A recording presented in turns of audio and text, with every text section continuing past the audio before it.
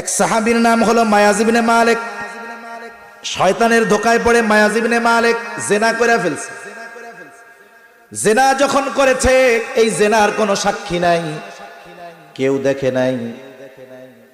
জিনা যখন করতেছে তখন তো শয়তান তার সব কিছু ভালো মন্দ যাচাই বাছাইয়ের বিবেকের দরজা ক্লোজ করে রাখছে। রাসূল আকরাম সাল্লাল্লাহু আলাইহি ওয়াসাল্লামের কাছে মায়াজ ইবনে মালিক যাওয়ার সিদ্ধান্ত নিল। কারণ এখন তার মধ্যে চিন্তা, আমি যেই পাপ করেছি আস্তাগফিরুল্লাহ পড়লে মাফ হবে না, কারণ এই পাপের খবর কেউ না জানলেও আল্লাহ তাআলা জানে। মায়াজ ইবনে মালিক নবীজির কাছে গিয়া বলে, ইয়া রাসূলুল্লাহ, আমি জিনা করেছি, পবিত্র করে দেন। নবীজি বলেন, যাও আল্লাহর কাছে ক্ষমা চাও, আল্লাহ মাফ করে দিবে। মায়াজ ইবনে মালিক চলে গেছে।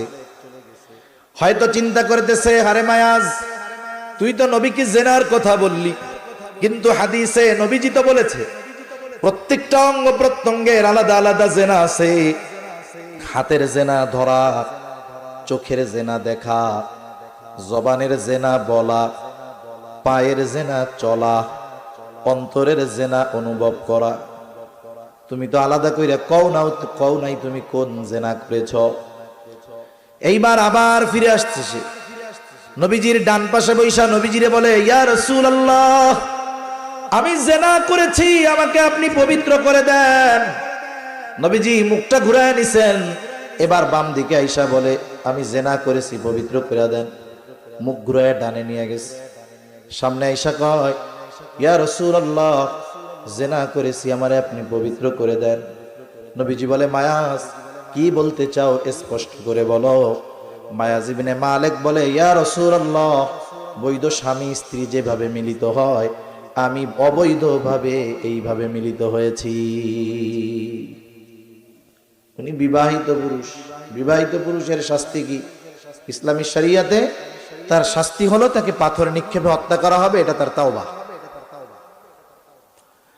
রাসূল আকরাম সাল্লাল্লাহু আলাইহি ওয়াসাল্লাম জিজ্ঞাসা করেন, এ কি পাগল নাকি, মাথা মুথা খারাপ হয়ে গেছে নাকি? কারণ একজনের অপরাধের কোনো সাক্ষী নাই, সে নিজে তার অপরাধের সাক্ষ্য দিচ্ছে। আবার যেই অপরাধের শাস্তি হলো মৃত্যুদণ্ড, তাও স্বাভাবিকভাবে নয়, কত কষ্টের মৃত্যু। উপস্থিত সাহাবায়ে কেরাম বলে, না ইয়া রাসূলুল্লাহ, এ তো পাগল না, দেখো তো মদ পান করেছে কিনা।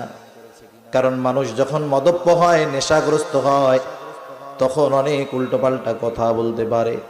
পরীক্ষা করা হলো, না, মায়াজ ইবনে মালিক মদ পান করে নাই। রাসূল আকরাম সাল্লাল্লাহু আলাইহি ওয়াসাল্লাম শাস্তির ব্যবস্থা করলেন। এই যে তার তাওবা করানো হলো, এখন সে মারা গেল, তাকে দাফন কাফন পরানো হলো, দাফন করা হলো। নবীজি অংশগ্রহণ করলেন সব কিছুতে। তার জানাজা, কাফন, দাফন, জানাজা সব কিছু কমপ্লিট করে কবরস্থ করে নবীজি ফিরে আসতেছে। যারা ওইখানে অংশগ্রহণ করেছে তাদের মধ্যে দুইজন মায়াজ ইবনে মালিকের কবরের দিকে ইশারা করে, হায়রে মায়াজ ইবনে মালিক বড় বলদ, বোকা। বলে, আল্লাহ তাআলা তার গুনাহ গোপন করার সুযোগ দিয়েছিলেন, আবার নবীও তাকে প্রথমে ফিরিয়ে দিয়েছিলেন। ওই বোকা আবার নবীর কাছে ফিরে এসে তার গুনার কথার সাক্ষ্য নিজেই দিছে। নিজে তো মরেছে, সাথে সাথে সমাজের মানুষও জেনে গেছে মায়াজ ইবনে মালিক একজন জিনাকার।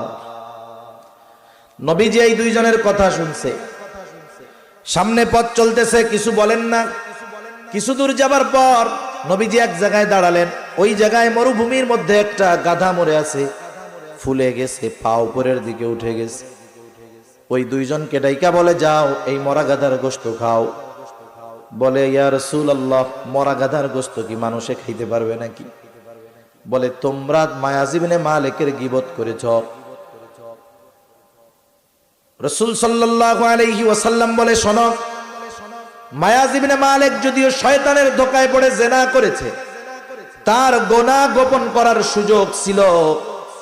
সে চাইলে বাহানাও তো বানায় ফেলতে পারতো, যে নবীরে তো কইছি, নবী কইছে মাফ চাও, আল্লাহ মাফ করে দিব। এই সুযোগও কিন্তু তার ছিল। নবীজি বলেন, গুনাহ গোপন ছিল, কেউ জানতো না, কিন্তু তার আত্ম অনুশোচনা, তার তাওবার চিন্তা, আখিরাতের চিন্তা, এই ভালো কাজ তথা তাওবা করবে, জীবন চলে যাবে, পরকালের চিন্তায় এটা থেকে সে পিছু হইটা যায় নাই, সে তো তাওবা করেছে তাওবা।